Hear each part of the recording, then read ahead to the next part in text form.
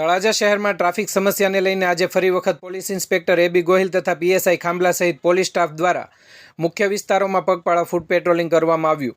બગીચા પાસેથી વાવચોક સુધીના વિસ્તારમાં આડેધડ થતા પાર્કિંગ, શાક માર્કેટમાં રાહદારીઓને અડચણરૂપ બને તે રીતે સામાન રાખવા તેમજ અડચણરૂપ થાય તેવી રીતે લારીઓ ઊભી રાખવા સામે પોલીસ દ્વારા કાર્યવાહી હાથ ધરાઈ હતી। સાથે જ શાક માર્કેટ વિસ્તારમાં ટ્રાફિક ક્લિયર કરાવવામાં આવ્યું હતું। ત્યારબાદ તિલક ચોકી પાસે આરટીઓના નિયમોનું પાલન ન કરતા વાહન ચાલકો સામે કાયદેસર કાર્યવાહી હાથ ધરાઈ હતી, જેમાં 3 સવારી બાઇક ચલાવતા, લાયસન્સ વગર વાહન ચલાવતા તથા અન્ય નિયમોનો ભંગ કરતા વાહન ચાલકો પાસેથી દંડ વસૂલાયો હતો। પળે પળના સચોટ સમાચાર મેળવવા આજે જ અમારી ચેનલને લાઇક કરો, શેર કરો અને સબસ્ક્રાઇબ કરો।